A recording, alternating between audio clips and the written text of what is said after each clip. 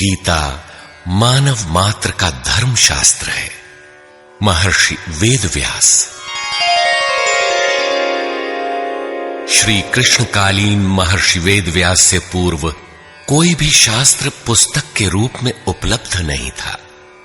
श्रुत ज्ञान की इस परंपरा को तोड़ते हुए उन्होंने 4 वेद, ब्रह्म सूत्र, महाभारत, भागवत एवं गीता जैसे ग्रंथों में पूर्व संचित भौतिक एवं आध्यात्मिक ज्ञान राशि को संकलित कर अंत में स्वयं ही निर्णय दिया कि गीता सुगीता कर्तव्या किमन्यै शास्त्र विस्तरे या स्वयं पद्मनाभस्य मुखपद्माद विनिसृता। भीष्म पर्व। गीता भली प्रकार मनन करके हृदय में धारण करने योग्य है, जो पद्मनाभ भगवान के श्रीमुख से निःसृत वाणी है। फिर अन्य शास्त्रों के संग्रह की क्या आवश्यकता। मानव सृष्टि के आदि में भगवान श्री कृष्ण के श्रीमुख से निःसृत अविनाशी योग अर्थात श्रीमद् भगवद गीता, जिसकी विस्तृत व्याख्या वेद और उपनिषद है, विस्मृति आ जाने पर उसी आदि शास्त्र को भगवान श्री कृष्ण ने अर्जुन के प्रति पुनः प्रकाशित किया, जिसकी यथावत व्याख्या यथार्थ गीता है। एकम शास्त्रम देवकी पुत्र गीतम एको देवो देवकी पुत्रेव एको मंत्र श्रुतस्य नामानि यानि कर्माप्येकम तस्य देवस्य सेवा। गीता महात्म्य। अर्थात एक ही शास्त्र है जो देवकी पुत्र भगवान ने श्रीमुख से गायन किया। गीता एक ही प्राप्त करने योग्य देव है। उस गायन में जो सत्य बताया, आत्मा सिवाय आत्मा के कुछ भी शाश्वत नहीं है। उस गायन में उन महायोगेश्वर ने क्या जपने के लिए कहा। ओम। अर्जुन, ओम अक्षय परमात्मा का नाम है, उसका जप कर और ध्यान मेरा धर। एक ही कर्म है। गीता में वर्णित परम देव एक परमात्मा की सेवा। उन्हें श्रद्धा से अपने हृदय में धारण करें। अस्तु, आरंभ से ही गीता आपका शास्त्र रहा है। भगवान श्री कृष्ण के हजारों वर्ष पश्चात परवर्ती जिन महापुरुषों ने एक ईश्वर को सत्य बताया, गीता के ही पथ पर चलने वाले पथिक हैं, गीता के ही संदेशवाहक हैं। ईश्वर से ही लौकिक एवं पारलौकिक सुखों की कामना, ईश्वर से डरना, अन्य किसी को ईश्वर न मानना, यहां तक तो सभी महापुरुषों ने बताया। किंतु ईश्वरीय साधना, ईश्वर तक की दूरी तय करना, ये केवल गीता में ही सांगोपांग क्रमबद्ध सुरक्षित है। गीता से सुख शांति तो मिलती ही है, ये अक्षय अनामय पद भी देती है। देखिए श्रीमद् भगवद गीता की टीका, यथार्थ गीता।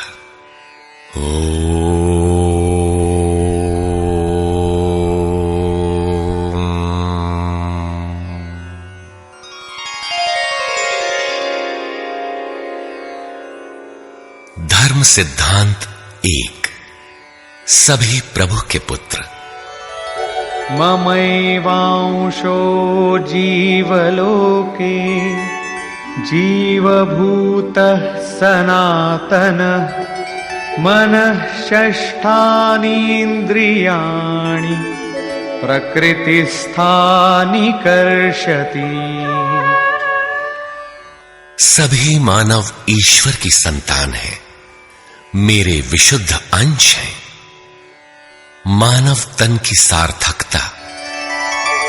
किम पुनर्ब्राह्मणा पुण्या भक्ता राजर्षयस्तथा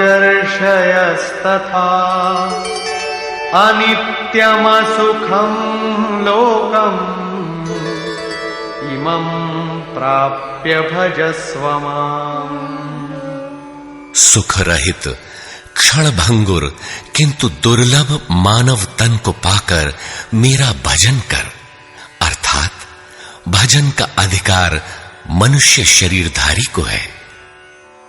मनुष्य की केवल दो जाति, द्वौ भूत सर्गौ लोकेऽस्मिन् दैव आसुर एव च। दैवो विस्तरशः प्रोक्त आसुरं पार्थ मे शृणु। मनुष्य केवल दो प्रकार के हैं, देवता और असुर। जिसके हृदय में दैवी संपत्ति कार्य करती है वो देवता है, तथा जिसके हृदय में आसुरी संपत्ति कार्य करती है वो असुर है। तीसरी कोई अन्य जाति सृष्टि में नहीं है। हर कामना ईश्वर से सुलभ। त्रैविद्या मां सोमपाः पूतपापाः यज्ञैरिष्ट्वा स्वर्गतिं प्रार्थयन्ते। ते पुण्यमासाद्य सुरेन्द्रलोकम् अश्नन्ति दिव्यान् दिवि देवभोगान्। मुझे भजकर लोग स्वर्ग तक की कामना करते हैं, मैं उन्हें देता हूं। अर्थात सब कुछ एक परमात्मा से सुलभ है। भगवान की शरण से पापों का नाश। अपि चेदसि पापेभ्यः सर्वेभ्यः पापकृत्तमः सर्वं ज्ञानप्लवेनैव वृजिनं सन्तरिष्यसि। संपूर्ण पापियों से अधिक पाप करने वाला भी ज्ञान रूपी नौका द्वारा निस्संदेह पार हो जाएगा। ज्ञान अध्यात्मज्ञान नित्यत्वम् तत्त्वज्ञानार्थदर्शनम् एतज्ज्ञानमिति प्रोक्तम् अज्ञानं यदतोऽन्यथा। आत्मा के आधिपत्य में आचरण, तत्व के अर्थ रूप मुझ परमात्मा का प्रत्यक्ष दर्शन ज्ञान है, और इसके अतिरिक्त जो कुछ भी है अज्ञान है। अतः ईश्वर की प्रत्यक्ष जानकारी ही ज्ञान है। भजन का अधिकार सबको। अपि चेत् सुदुराचारो भजते मामनन्यभाक् साधुरेव समन्तव्यः सम्यग् व्यवसितो हि सः। क्षिप्रं भवति धर्मात्मा शश्वच्छान्तिं निगच्छति कौन्तेय प्रतिजानीहि न मे भक्तः प्रणश्यति। अत्यंत दुराचारी भी मेरा भजन करके शीघ्र ही धर्मात्मा हो जाता है एवं सदा रहने वाली शाश्वत शांति को प्राप्त कर लेता है। अतः धर्मात्मा वो है जो एक परमात्मा के प्रति समर्पित है, और भजन करने का अधिकार दुराचारी तक को है। भगवत पथ में बीज का नाश नहीं। नेहाभिक्रमनाशोऽस्ति प्रत्यवायो न विद्यते स्वल्पमप्यस्य धर्मस्य त्रायते महतो भयात्। धर्म अर्थात आत्मदर्शन की क्रिया का स्वल्प आचरण भी जन्म मरण के महान भय से उद्धार करने वाला होता है। धर्म अपरिवर्तनशील है। ईश्वर का निवास। ईश्वरः सर्वभूतानां हृद्देशेऽर्जुन तिष्ठति भ्रामयन् सर्वभूतानि यन्त्रारूढानि मायया। ईश्वर सभी भूत प्राणियों के हृदय में रहता है, तो शरण किसकी जाएं? तमेव शरणं गच्छ सर्वभावेन भारत तत्प्रसादात् परां शान्तिं स्थानं प्राप्स्यसि शाश्वतम्। संपूर्ण भाव से उस हृदयस्थ एक परमात्मा की शरण में जाओ, जिसकी कृपा से तू परम शांति शाश्वत परम धाम को प्राप्त होगा। यज्ञ। सर्वाणि इन्द्रियकर्माणि प्राणकर्माणि चापरे आत्मसंयमयोगाग्नौ जुह्वति ज्ञानदीपिते। संपूर्ण इंद्रियों के व्यापार को, मन की चेष्टाओं को ज्ञान से प्रकाशित हुई आत्मा में संयम रूपी योगाग्नि में हवन करते हैं। अपाने जुह्वति प्राणं प्राणे पानं तथा परे प्राणापानगतिरुद्ध्वा प्राणायाम परायणा। बहुत से योगी श्वास को प्रश्वास में हवन करते हैं और बहुत से प्रश्वास को श्वास में। इससे उन्नत अवस्था होने पर अन्य श्वास प्रश्वास की गति रोककर प्राणायाम परायण हो जाते हैं। इस प्रकार योग साधना की विधि विशेष का नाम यज्ञ है। उस यज्ञ को कार्य रूप देना कर्म है। कर्म। एवं बहुविधा यज्ञा वितता ब्रह्मणो मुखे कर्मजान् विद्धितान् सर्वान् एवं ज्ञात्वा विमोक्ष्यसे। इस प्रकार बहुत से यज्ञ, जैसे श्वास का प्रश्वास में हवन, प्रश्वास का श्वास में हवन, श्वास प्रश्वास का निरोध कर प्राणायाम के परायण होना इत्यादि यज्ञ जिस आचरण से पूर्ण होता है, उस आचरण का नाम कर्म है। कर्म माने आराधना, कर्म माने चिंतन। योग साधना पद्धति का नाम यज्ञ है। विकर्म। विकर्म का अर्थ विकल्प शून्य कर्म है। प्राप्ति के पश्चात महापुरुषों के कर्म विकल्प शून्य होते हैं। आत्मस्थित, आत्मतृप्त, आप्त काम महापुरुषों को न तो कर्म करने से कोई लाभ है और न छोड़ने से कोई हानि ही है। फिर भी वे पीछे वालों के हित के लिए कर्म करते हैं। ऐसा कर्म विकल्प शून्य है, विशुद्ध है, और यही कर्म विकर्म कहलाता है। यज्ञ करने का अधिकार। यज्ञ शिष्टामृत भुजो यान्ति ब्रह्म सनातनम् नायं लोकोऽस्त्य यज्ञस्य कुतोऽन्यः कुरु सत्तम। यज्ञ न करने वालों को दोबारा मनुष्य शरीर भी नहीं मिलता। अर्थात यज्ञ करने का अधिकार उन सब को है जिन्हें मनुष्य शरीर मिला है। ईश्वर देखा जा सकता है। भक्त्या त्वनन्यया शक्य अहमेवं विधोऽर्जुन ज्ञातुं द्रष्टुं च तत्त्वेन प्रवेष्टुं च परन्तप। अनन्य भक्ति के द्वारा मैं प्रत्यक्ष देखने, जानने तथा प्रवेश करने के लिए भी सुलभ हूं।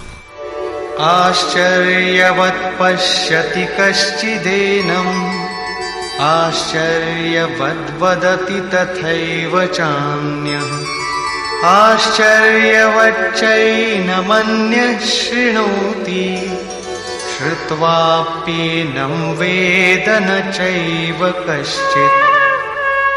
इस अविनाशी आत्मा को कोई विरला ही आश्चर्य की तरह देखता है, आश्चर्य की तरह उपदेश करता है, और कोई विरला ही इसे आश्चर्य की तरह सुनता है।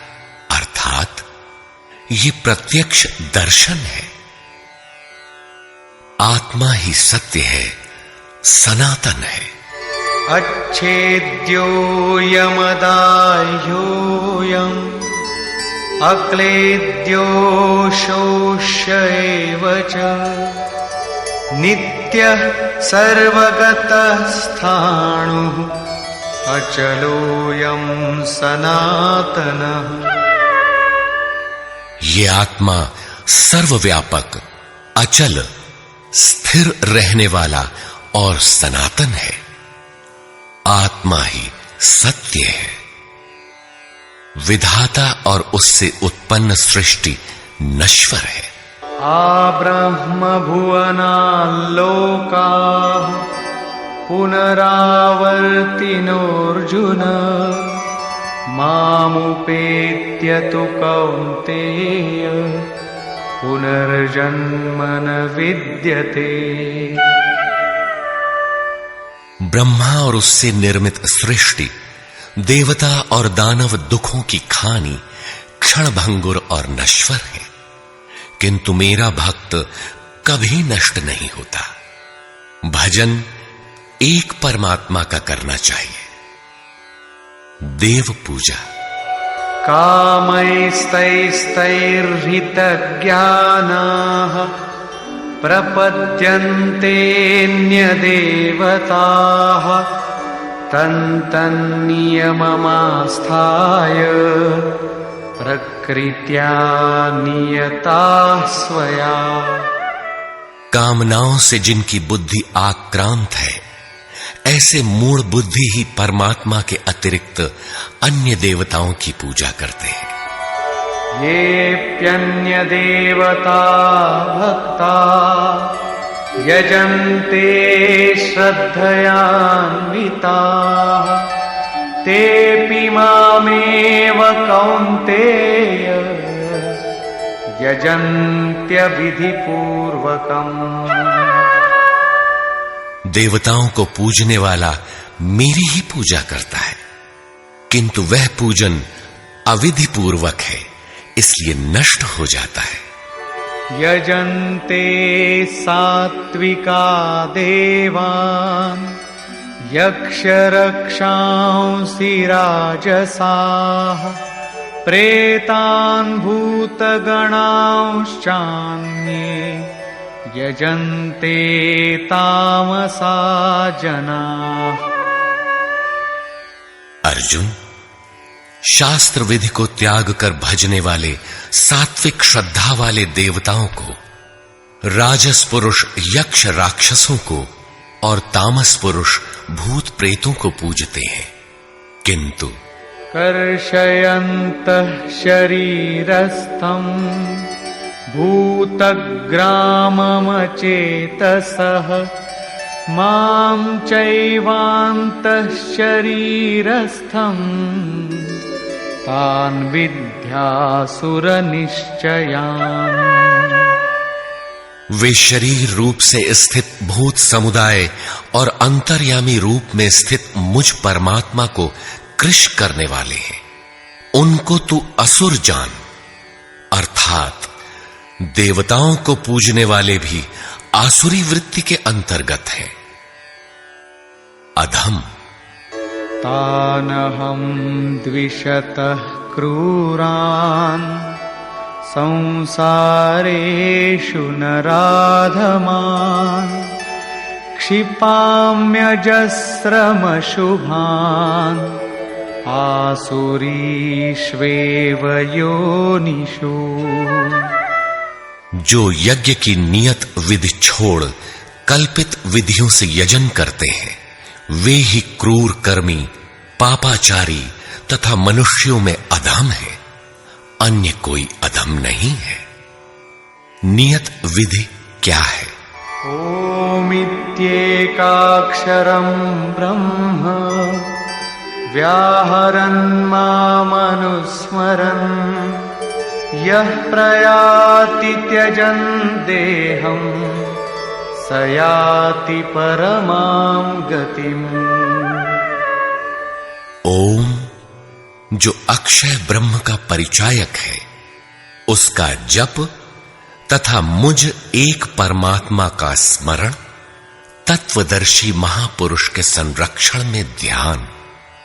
शास्त्र इति गुह्यतमं शास्त्रम् इदमुक्तं मया नघ एतद्बुद्ध्वा बुद्धिमान् स्यात् कृतकृत्यश्च भारत।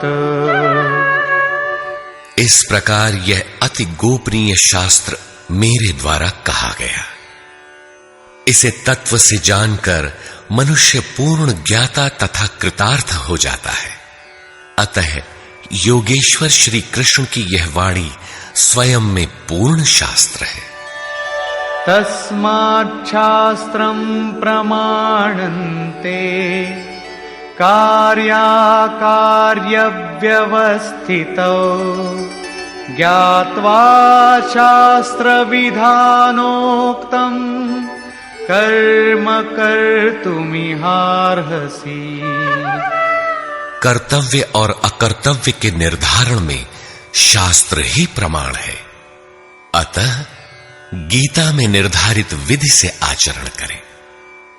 धर्म सर्वधर्मान् परित्यज्य मामेकं शरणं व्रज अहं त्वा सर्वपापेभ्यो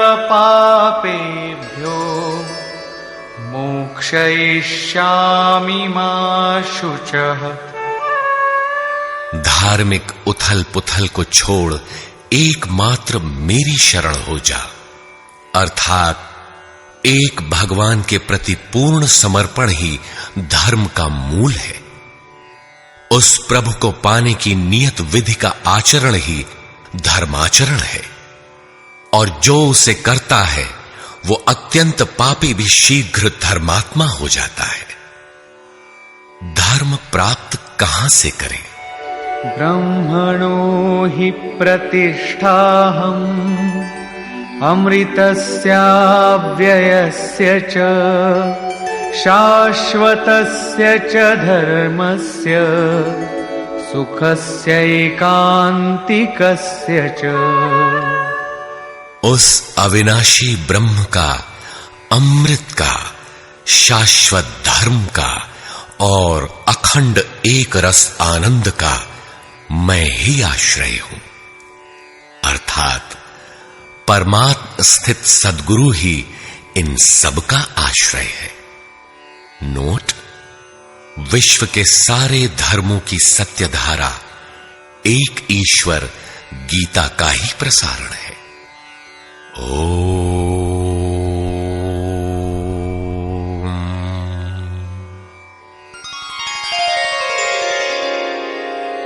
प्राक कथन। वस्तुतः गीता पर टीका लिखने की अब कोई आवश्यकता प्रतीत नहीं होती, क्योंकि इस पर सहस्त्रों टीकाएं लिखी जा चुकी हैं, जिनमें 50 तो केवल संस्कृत में ही है। गीता को लेकर 50 मत हैं, जबकि सबकी आधारशिला एकमात्र गीता है। योगेश्वर श्री कृष्ण ने तो कोई एक बात कही होगी, फिर यह मतभेद क्यों? वस्तुतः वक्ता एक ही बात कहता है, किंतु श्रोता यदि 10 बैठे हों तो 10 प्रकार के आशय ग्रहण करते हैं। व्यक्ति की बुद्धि पर तामसी, राजसी अथवा सात्विक गुणों का जितना प्रभाव है, उसी स्तर से उस वार्ता को पकड़ पाता है। इससे आगे वो समझ नहीं पाता। अतः मतभेद स्वाभाविक है। विभिन्न मतवादों से और कभी-कभी एक ही सिद्धांत को अलग-अलग काल और भाषाओं में व्यक्त करने से साधारण मनुष्य संशय में पड़ जाता है। बहुत सी टीकाओं के बीच वह सत्य धारा भी प्रवाहित है, किंतु शुद्ध अर्थ वाली एक टीका हजारों टीकाओं के बीच रख दी जाए तो उनमें यह पहचानना कठिन हो जाता है कि यथार्थ कौन है। वर्तमान काल में गीता की बहुत सी टीकाएं हो गई हैं। सभी अपनी अपनी सत्यता का उद्घोष करती हैं, किंतु गीता के शुद्ध अर्थ से वे बहुत दूर हैं। निस्संदेह कुछ महापुरुषों ने सत्य का स्पर्श भी किया, किंतु कतिपय कारणों से वे उसे समाज के समक्ष प्रस्तुत न कर सके। श्री कृष्ण के आशय को हृदयंगम न कर पाने का मूल कारण है कि वे एक योगी थे। श्री कृष्ण जिस स्तर की बात करते हैं, क्रमशः चलकर उसी स्तर पर खड़ा होने वाला कोई महापुरुष ही अक्षरशः बता सकेगा कि श्री कृष्ण ने जिस समय गीता का उपदेश दिया था, उस समय उनके मनोगत भाव क्या थे। मनोगत समस्त भाव कहने में नहीं आते। कुछ तो कहने में आ पाते हैं, कुछ भाव भंगिमा से व्यक्त होते हैं, और शेष पर्याप्त क्रियात्मक हैं, जिन्हें कोई पथिक चलकर ही जान सकता है। जिस स्तर पर श्री कृष्ण थे, क्रमशः चलकर उसी अवस्था को प्राप्त महापुरुष ही जानता है कि गीता क्या कहती है। वह गीता की पंक्तियां ही नहीं दोहराता, बल्कि उनके भावों को भी दर्शा देता है, क्योंकि जो दृश्य श्री कृष्ण के सामने था, वही उस वर्तमान महापुरुष के समक्ष भी है। इसलिए वो देखता है, दिखा देगा, आप में जागृत भी कर देगा, उस पथ पर चला भी देगा। पूज्य श्री परमहंस जी महाराज भी उसी स्तर के महापुरुष थे।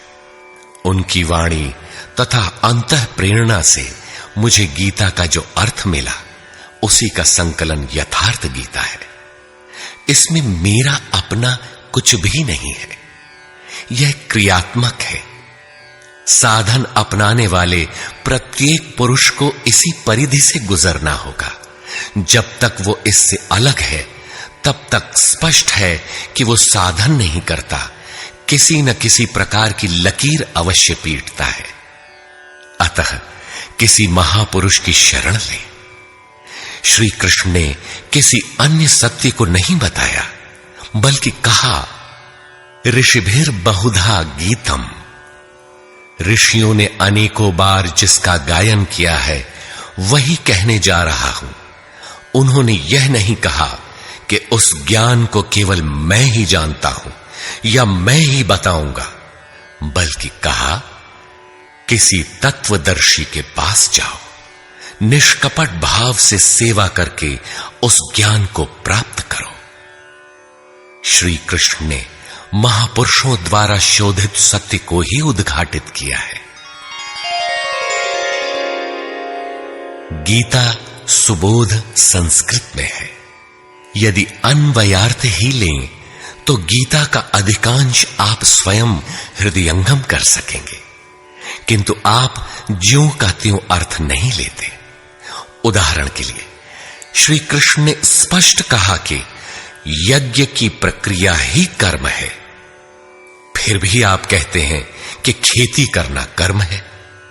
यज्ञ को स्पष्ट करते हुए उन्होंने बताया कि यज्ञ में बहुत से योगी जन प्राण में अपान को हवन करते हैं, बहुत से अपान में प्राण को हवन करते हैं, बहुत से योगी प्राण अपान दोनों को रोककर प्राणायाम परायण हो जाते हैं, बहुत से योगी इंद्रियों की संपूर्ण प्रवृत्तियों को संयमाग्नि में हवन करते हैं, इस प्रकार श्वास प्रश्वास का चिंतन यज्ञ है।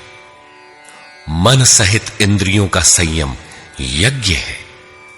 शास्त्रकार ने स्वयं यज्ञ बताया, फिर भी आप कहते हैं कि विष्णु के निमित्त स्वाहा बोलना, अग्नि में जौ तिल घी का हवन करना यज्ञ है। उन योगेश्वर ने ऐसा एक शब्द भी नहीं कहा। क्या कारण है कि आप समझ नहीं पाते? बाल की खाल निकालकर रटने पर भी क्यों वाक्य विन्यास ही आपके हाथ लगता है?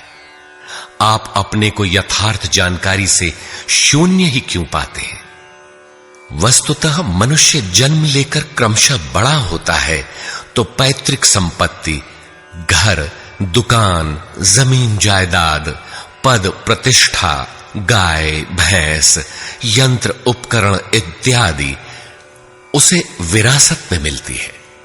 ठीक इसी प्रकार उसे कुछ रूढ़ियां, परंपराएं, पूजा पद्धतियां भी विरासत में मिल जाती हैं।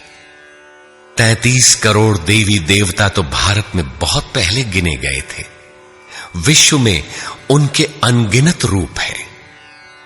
शिशु ज्यों-ज्यों बड़ा होता है, अपने माता पिता, भाई बहन, पास पड़ोस में इनकी पूजा देखता है। परिवार में प्रचलित पूजा पद्धतियों की अमिट छाप उसके मस्तिष्क पर पड़ जाती है। देवी की पूजा मिली तो जीवन भर देवी देवी रटता है। परिवार में भूत पूजा मिली तो भूत भूत रटता है। कोई शिव तो कोई कृष्ण तो कोई कुछ पकड़े ही रहता है। उन्हें वो छोड़ नहीं सकता। ऐसे भ्रांत पुरुष को गीता जैसा कल्याणकारी शास्त्र मिल भी जाए तो वो उसे नहीं समझ सकता। पैतृक संपदा को कदाचित वो छोड़ भी सकता है, किंतु इन रूढ़ियों और मजहबी पचड़ों को नहीं मिटा सकता। पैतृक संपत्ति को हटाकर आप हजारों मील दूर जा सकते हैं, किंतु दिल दिमाग में अंकित ये रूढ़िगत विचार वहां भी आपका पिंड नहीं छोड़ते। आप सिर काटकर अलग तो नहीं रख सकते। अतः आप यथार्थ शास्त्र को भी उन्हीं रूढ़ियों, रीति रिवाजों, मान्यताओं और पूजा पद्धतियों के अनुरूप ढाल कर देखना चाहते हैं। यदि उनके अनुरूप बात ढलती है, वार्ता का क्रम बैठता है, तो आप उसे सही मानते हैं, और नहीं ढलती तो गलत मानते हैं। इसीलिए आप गीता का रहस्य नहीं देख पाते।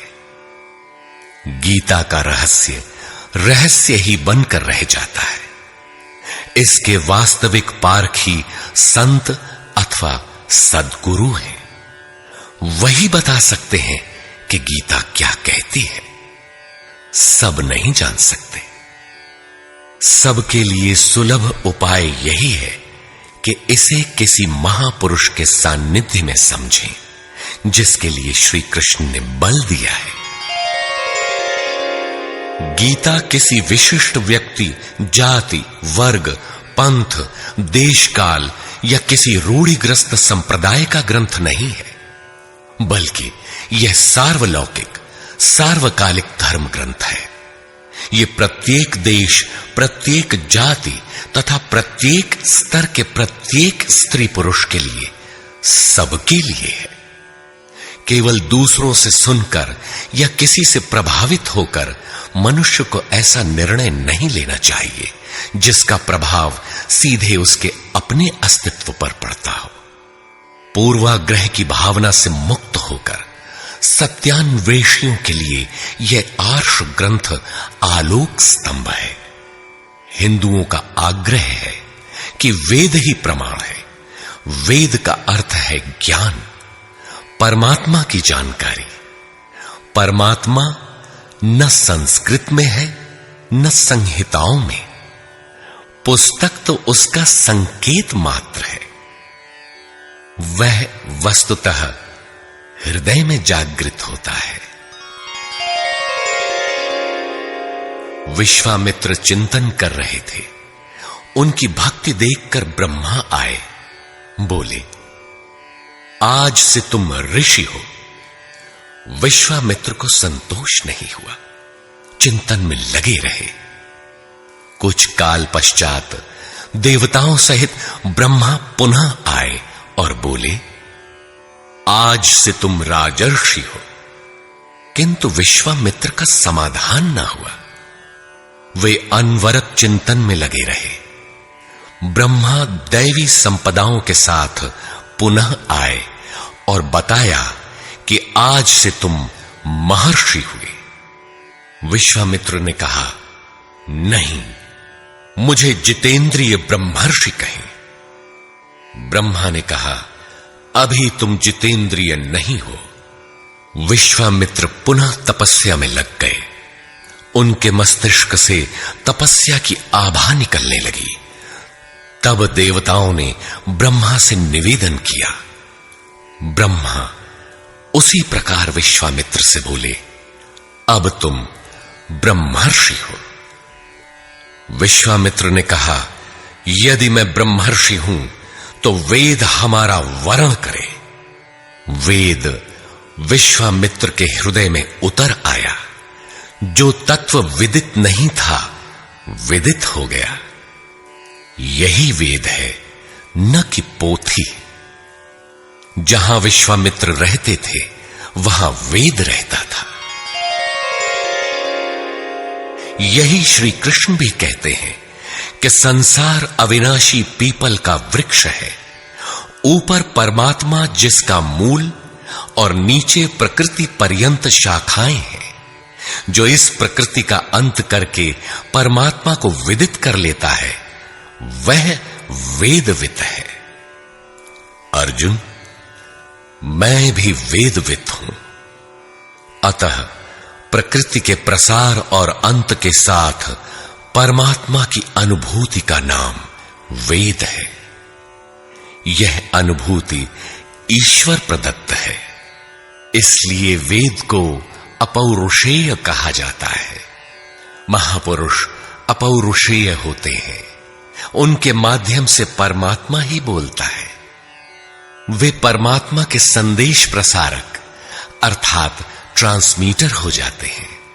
केवल शब्द ज्ञान के आधार पर उनकी वाणी में निहित यथार्थ को परखा नहीं जा सकता।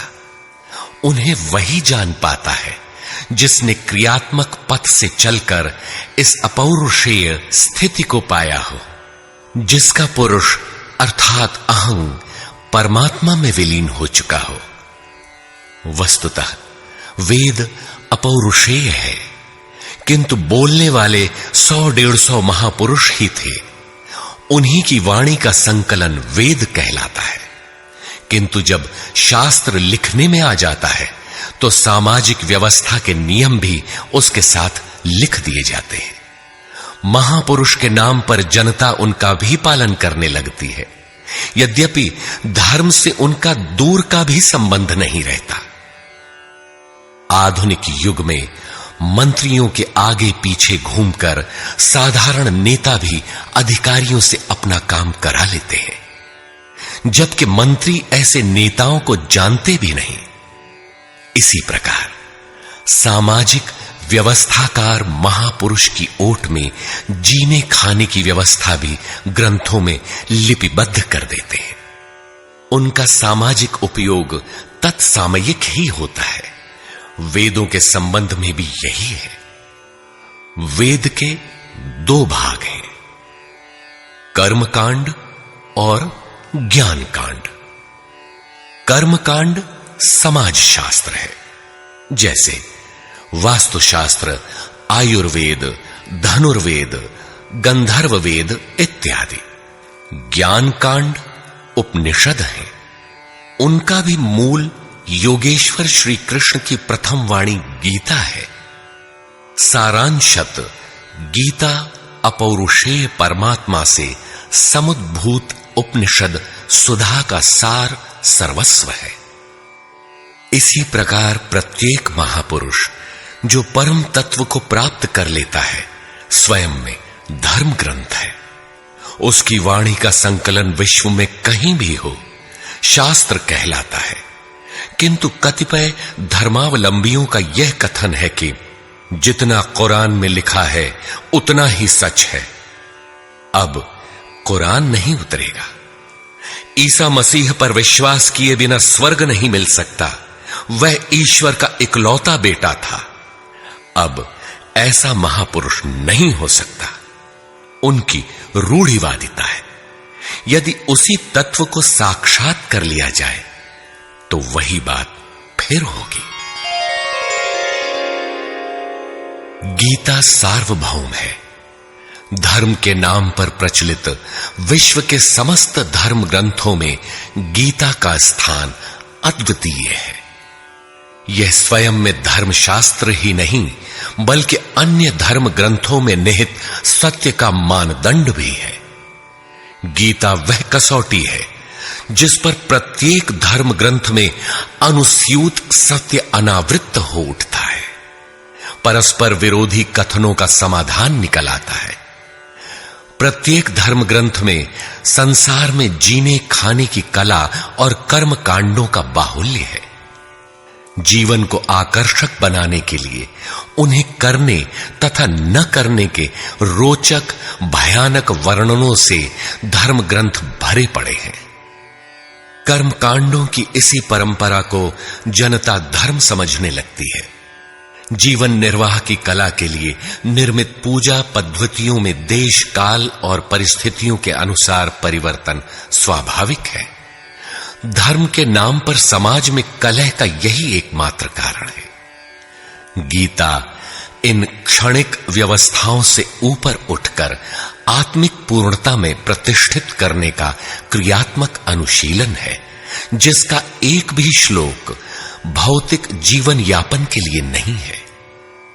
इसका प्रत्येक श्लोक आपसे आंतरिक युद्ध आराधना की मांग करता है।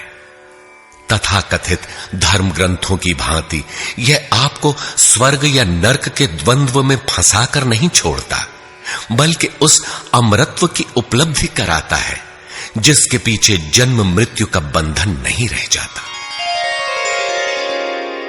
प्रत्येक महापुरुष की अपनी शैली और कुछ अपने विशिष्ट शब्द होते हैं। योगेश्वर श्री कृष्ण ने भी गीता में कर्म, यज्ञ, वर्ण संकर, युद्ध, क्षेत्र, ज्ञान इत्यादि शब्दों पर बार बार बल दिया है। इन शब्दों का अपना आशय है और पुनरावृत्ति में भी इनका अपना सौंदर्य है। हिंदी रूपांतरण में इन शब्दों को उसी आशय में लिया गया है तथा आवश्यक स्थलों की व्याख्या भी की गई है। गीता के आकर्षण निम्नलिखित प्रश्न हैं, जिनका आशय आधुनिक समाज खो चुका है। वे इस प्रकार हैं जिन्हें यथार्थ गीता में आप पाएंगे। श्री कृष्ण एक योगेश्वर थे। सत्य, आत्मा ही सत्य है। सनातन, आत्मा सनातन है, परमात्मा सनातन है। सनातन धर्म परमात्मा से मिलाने वाली क्रिया है। युद्ध दैवी एवं आसुरी संपदाओं का संघर्ष युद्ध है। ये अंतःकरण की दो प्रवृत्तियां हैं। इन दोनों का मिटना परिणाम है। युद्ध स्थान, यह मानव शरीर और मन सहित इंद्रियों का समूह युद्ध स्थल है। ज्ञान, परमात्मा की प्रत्यक्ष जानकारी ज्ञान है। योग, संसार के संयोग वियोग से रहित अव्यक्त ब्रह्म के मिलन का नाम योग है। ज्ञान योग, आराधना ही कर्म है। अपने पर निर्भर होकर कर्म में प्रवृत्त होना ज्ञान योग है। निष्काम कर्म योग, इष्ट पर निर्भर होकर समर्पण के साथ कर्म में प्रवृत्त होना निष्काम कर्म योग है। श्री कृष्ण ने किस सत्य को बताया? श्री कृष्ण ने उसी सत्य को बताया जिसको तत्वदर्शियों ने पहले देख लिया था और आगे भी देखेंगे। यज्ञ साधना की विधि विशेष का नाम यज्ञ है। कर्म यज्ञ को कार्य रूप देना ही कर्म है। वर्ण आराधना की एक ही विधि जिसका नाम कर्म है, जिसको 4 श्रेणियों में बांटा है, वही 4 वर्ण है। ये एक ही साधक का ऊंचा नीचा स्तर है, न कि जाति। वर्ण संकर परमात्म पथ से च्युत होना, साधन में भ्रम उत्पन्न हो जाना वर्ण संकर है। मनुष्य की श्रेणी अंतःकरण के स्वभाव के अनुसार मनुष्य 2 प्रकार का होता है, एक देवताओं जैसा, दूसरा असुरों जैसा। यही मनुष्य की 2 जातियां हैं जो स्वभाव द्वारा निर्धारित हैं, और यह स्वभाव घटता बढ़ता रहता है। देवता हृदय देश में परम देव परमात्मा का देवत्व अर्जित कराने वाले गुणों का समूह है। वाह्य देवताओं की पूजा कामनाओं से जिनकी बुद्धि आक्रांत है, ऐसे अविवेकी और मूढ़ बुद्धि की देन है। वे मेरे ही पुजारी हैं, किंतु अविधि पूर्वक है। अवतार व्यक्ति के हृदय में होता है, बाहर नहीं। विराट दर्शन योगी के हृदय में ईश्वर के द्वारा दी गई अनुभूति है। भगवान साधक में दृष्टि बनकर खड़े हों तभी दिखाई पड़ते हैं। पूजनीय देव इष्ट एकमात्र परात्पर ब्रह्म ही पूजनीय देव है। उसे खोजने का स्थान हृदय देश है। उसकी प्राप्ति का स्रोत उसी अव्यक्त स्वरूप में स्थित प्राप्ति वाले महापुरुष के द्वारा है। अब इनमें से योगेश्वर श्री कृष्ण का स्वरूप समझने के लिए अध्याय 3 तक आपको पढ़ना होगा, और अध्याय 13 तक आप स्पष्ट समझने लगेंगे कि श्री कृष्ण योगी थे। अध्याय 2 से ही सत्य निखर जाएगा। सनातन और सत्य एक दूसरे के पूरक हैं। ये अध्याय 2 से ही स्पष्ट होगा, वैसे पूर्ति पर्यंत चलेगा। युद्ध अध्याय 4 तक स्पष्ट होने लगेगा। 11 तक संशय निर्मूल हो जाएगा। वैसे अध्याय 16 तक देखना चाहिए। युद्ध स्थल के लिए अध्याय 13 बार बार देखें। ज्ञान अध्याय 4 से स्पष्ट होगा तथा अध्याय 13 में भली प्रकार समझ में आएगा कि प्रत्यक्ष दर्शन का नाम ज्ञान है। योग अध्याय 6 तक आप समझ सकेंगे। वैसे पूर्ति पर्यंत योग के विभिन्न अंशों की परिभाषा है। ज्ञान योग अध्याय 3 से 6 तक स्पष्ट हो जाएगा। आगे देखने की कोई विशेष आवश्यकता नहीं है। निष्काम कर्म योग अध्याय 2 से आरंभ होकर पूर्ति पर्यंत है।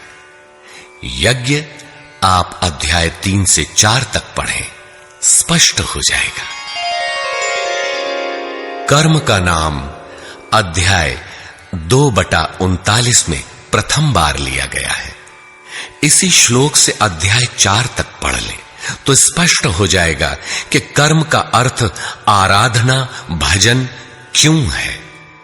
अध्याय 16 और 17 यह विचार स्थिर कर देता है कि यही सत्य है। वर्ण संकर अध्याय 3 में और अवतार अध्याय 4 में स्पष्ट हो जाएगा। वर्ण व्यवस्था के लिए अध्याय 18 देखना होगा। वैसे संकेत अध्याय 3 और 4 में भी है। मनुष्य की देवासुर जातियों के लिए अध्याय 16 द्रष्टव्य है। विराट दर्शन अध्याय 10 से 11 तक स्पष्ट हो गया है। अध्याय 7, 9 और 15 में भी इस पर प्रकाश डाला गया है। अध्याय 7, 9 और 17 में बाह्य देवताओं की अस्तित्वहीनता स्पष्ट हो जाती है। परमात्मा के पूजन की स्थली हृदय देश ही है, जिसमें ध्यान, श्वास प्रश्वास के चिंतन इत्यादि की क्रियाएं जो एकांत में बैठकर की जाती हैं। अध्याय 3, 4, 6 और 18 में स्पष्ट है। बहुत सोचने विचारने से क्या प्रयोजन है? यदि अध्याय 6 तक ही अध्ययन कर लें तो भी यथार्थ गीता का मूल आशय आपकी समझ में आ जाएगा। गीता जीविका संग्राम का साधन नहीं, अपितु जीवन संग्राम में शाश्वत विजय का क्रियात्मक प्रशिक्षण है।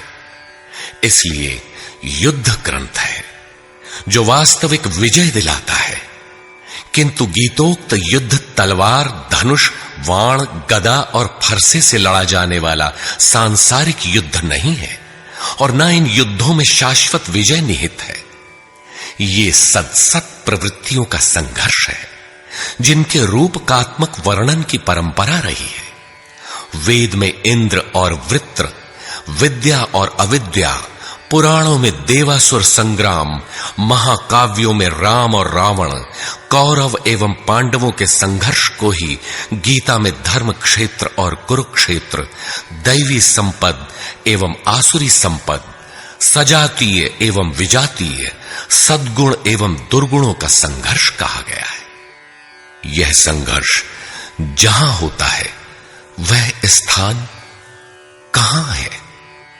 गीता का धर्म क्षेत्र और कुरुक्षेत्र भारत का कोई भूखंड नहीं, बल्कि स्वयं गीताकार के शब्दों में इदं शरीरम कौन्तेय क्षेत्रमित्यभिधीयते। कौन्तेय, यह शरीर ही एक क्षेत्र है जिसमें बोया हुआ भला और बुरा बीज संस्कार रूप से सदैव उगता है।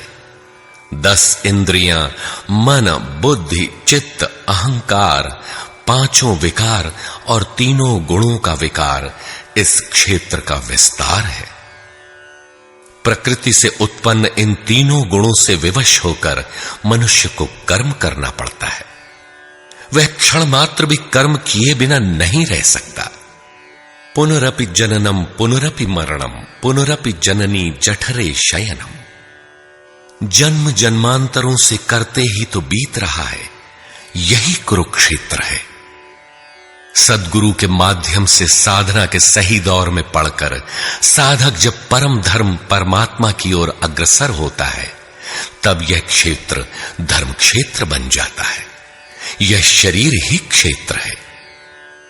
इसी शरीर के अंतराल में अंतःकरण की 2 प्रवृत्तियां पुरातन हैं, दैवी संपद और आसुरी संपद। दैवी संपद में है पुण्य रूपी पांडु और कर्तव्य रूपी कुंती। पुण्य जागृत होने से पहले मनुष्य जो कुछ भी कर्तव्य समझकर करता है, अपनी समझ से वह कर्तव्य ही करता है, किंतु उससे कर्तव्य होता नहीं, क्योंकि पुण्य के बिना कर्तव्य को समझा ही नहीं जा सकता। कुंती ने पांडु से संबंध होने से पूर्व जो कुछ भी अर्जित किया वह था कर्ण। आजीवन कुंती के पुत्रों से लड़ता रह गया। पांडवों का दुर्धर्ष शत्रु यदि कोई था तो वह था कर्ण। विजातीय कर्म ही कर्ण है, जो बंधनकारी है, जिससे परंपरागत रूढ़ियों का चित्रण होता है। पूजा पद्धतियां पिंड नहीं छोड़ती। पुण्य जागृत होने पर धर्म रूपी युधिष्ठिर, अनुराग रूपी अर्जुन, भाव रूपी भीम, नियम रूपी नकुल, सत्संग रूपी सहदेव, सात्विकता रूपी सात्यकी, काया में सामर्थ्य रूपी काशीराज, कर्तव्य के द्वारा भव पर विजय कुंती भोज इत्यादि इष्टोन्मुखी मानसिक प्रवृत्तियों का उत्कर्ष होता है, जिनकी गणना 7 अक्षौहिणी है। अक्ष दृष्टि को कहते हैं। सत्यमयी दृष्टिकोण से जिसका गठन है वह है दैवी संपद। परम धर्म परमात्मा तक की दूरी तय कराने वाली ये 7 सीढ़ियां, 7 भूमिकाएं हैं। न कि कोई गणना विशेष। वस्तुतः ये प्रवृत्तियां अनंत हैं। दूसरी ओर है कुरुक्षेत्र, जिसमें 10 इंद्रियां और 1 मन 11 अक्षौहिणी सेना है। मन सहित इंद्रियमयी दृष्टिकोण से जिसका गठन है वह है आसुरी संपद, जिसमें है अज्ञान रूपी धृतराष्ट्र, जो सत्य को जानते हुए भी अंधा बना रहता है। उसकी सहचारिणी है गांधारी, इंद्रिय आधार वाली प्रवृत्ति। इनके साथ हैं मोह रूपी दुर्योधन, दुर्बुद्धि रूपी दुःशासन, विजातीय कर्म रूपी कर्ण, भ्रम रूपी भीष्म, द्वैत के आचरण रूपी द्रोणाचार्य, आसक्ति रूपी अश्वत्थामा, विकल्प रूपी विकर्ण, अधूरी साधना में कृपा के आचरण रूपी कृपाचार्य, और इन सब के बीच जीव रूपी विदुर है, जो रहता है अज्ञान में, किंतु दृष्टि सदैव पांडवों पर है। पुण्य से प्रवाहित प्रवृत्ति पर है, क्योंकि आत्मा परमात्मा का शुद्ध अंश है। इस प्रकार आसुरी संपद भी अनंत है। क्षेत्र एक ही है, यह शरीर, इसमें लड़ने वाली प्रवृत्तियां 2 हैं। एक प्रकृति में विश्वास दिलाती है, नीच अधम योनियों का कारण बनती है, तो दूसरी परम पुरुष परमात्मा में विश्वास और प्रवेश दिलाती है। तत्वदर्शी महापुरुष के संरक्षण में क्रमशः साधन करने पर दैवी संपत्ति का उत्कर्ष और आसुरी संपत्ति का सर्वथा शमन हो जाता है। जब कोई विकार ही नहीं रहा, मन का सर्वथा निरोध और निरुद्ध मन का भी विलय हो जाता है, तो दैवी संपत्ति की आवश्यकता समाप्त हो जाती है। अर्जुन ने देखा कि कौरव पक्ष के अनंतर पांडव पक्ष के योद्धा भी योगेश्वर में समाहित हो रहे हैं। पूर्ति के साथ दैवी संपत्ति भी विलीन हो जाती है। अंतिम शाश्वत परिणाम निकल आता है। इसके पश्चात महापुरुष यदि कुछ करता है तो केवल अनुयायियों के मार्गदर्शन के लिए ही करता है। लोक संग्रह की इसी भावना से महापुरुषों ने सूक्ष्म मनोभावों का वर्णन उन्हें ठोस स्थूल रूप देकर किया है। गीता छंदोबद्ध है, व्याकरण सम्मत है, किंतु इसके पात्र प्रतीकात्मक हैं। अमूर्त योग्यताओं के मूर्त रूप मात्र है। गीता के आरंभ में 30-40 पात्रों का नाम लिया गया है, जिनमें आधे सजातीय हैं, आधे विजातीय। कुछ पांडव पक्ष के हैं, कुछ कौरव पक्ष के। विश्व रूप दर्शन के समय इनमें से 4-6 नाम पुनः आए हैं, अन्यथा संपूर्ण गीता में इन नामों की चर्चा तक नहीं है। एकमात्र अर्जुन ही ऐसा पात्र है जो आरंभ से अंत तक योगेश्वर के समक्ष है। वह अर्जुन भी केवल योग्यता का प्रतीक है, न कि व्यक्ति विशेष। गीता के आरंभ में अर्जुन सनातन कुल धर्म के लिए विकल है, किंतु योगेश्वर श्री कृष्ण ने इसे अज्ञान बताया और निर्देश दिया कि आत्मा ही सनातन है, शरीर नाशवान है, इसलिए युद्ध कर। इस आदेश से यह स्पष्ट नहीं होता कि अर्जुन कौरवों को ही मारे। पांडव पक्ष के भी शरीरधारी ही तो थे, दोनों ओर संबंधी ही तो थे।